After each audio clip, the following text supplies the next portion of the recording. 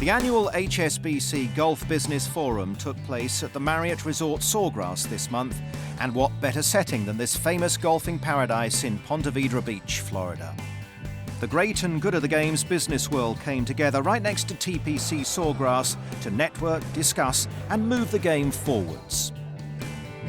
It's been fantastic to host our third HSBC Golf Business Forum here in Ponte Vedra, what many consider to be the heart and the home of US golf, to bring all the great and good from the business of golf, the industry of golf, to really to have a crucible for people to discuss new ideas, innovation, to learn from other people within the industry, to reflect on 2016, which has maybe been one of the most important years in the history of modern golf because of the Olympic Games, and to hear great panelists talking about their impressions of the game. The first speaker at the forum was none other than the most successful golfer of all time, and now a major player in the golf business world, Jack Nicklaus.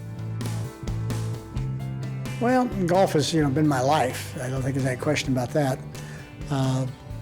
But I said on stage, I said that most people work all their life to retire to play golf. I played golf all my life to retire to work. So it's just sort of a thing I say all the time, but it's something that actually is a fact.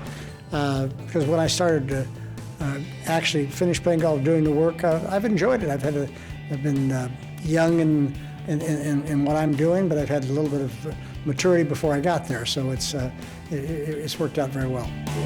Two major awards were handed out, the first to air to G2 for innovation in the game, and the second a Lifetime Achievement Award for Annika Sorenstam.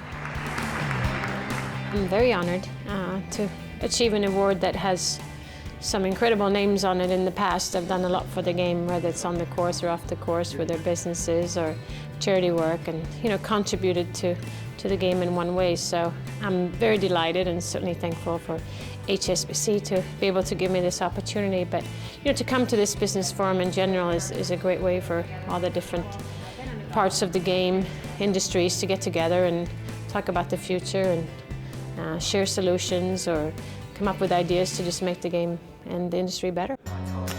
Throughout the week, panels discussed a range of subjects, including pace of play, female participation, and the Olympic movement.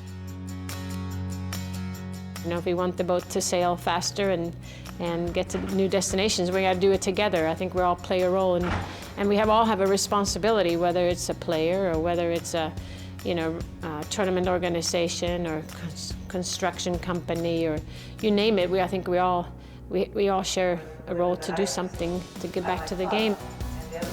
Meeting all of the major entities of golf here was just fantastic, and networking with these individuals, getting to know them. I always tell people that our entire careers, no matter what you do in life, is built on the relationships that you build and maintain over the years. And knowing many of these people that were at this conference this week was tremendous, because these are the absolute leaders in golf. It's been a wonderful day that I've spent here, and certainly a great meeting of a lot of the people in the industry, sharing ideas to hopefully grow the game throughout the world. And what a better time to do that, and reflecting on 2016 and move forward with new ideas, new thoughts for 17 and beyond. One of the key subjects for discussion was how to increase female participation globally and whether the game has the potential for major mixed events.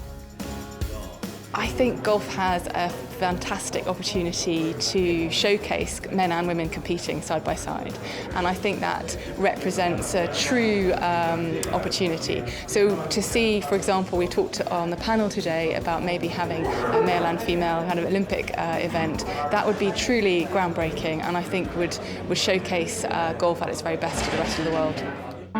Also on the agenda, pace of play and fitting the game into modern busy lives, one of golf's great challenges. We have an industry that's like a battleship, and it's hard to turn it. We need to be more of a speedboat and try to be able to make some subtle turns along the way to make golf more fun. We need to relax our dress codes. We need to try to make our club facilities more inviting, more fun. Golf really needs an hour sport, or something we do in an hour, because tennis has that, other sport, bicycling has that. This is something where they can come out, do it quickly, have a little fun, doesn't cost much, and we get the generation to keep that player going. Because the danger in golf is not necessarily not getting new players. The more critical thing would be losing the players we have. 2016 represented golf's first appearance at the Olympic Games in more than a century and an unmissable opportunity to grow the sport worldwide. We talked about the 2 weeks at Rio, we talked about the 5 years leading up to Rio, and most importantly, we've talked about golf's, the potential of the Olympics to grow golf past that. It's really, if you think about the Olympics, it's the greatest global gathering of casual fans. We'll never have an opportunity bigger than the Olympics to show off our sport in front of people who probably don't watch us week in and week out. And that's what made the Olympics special.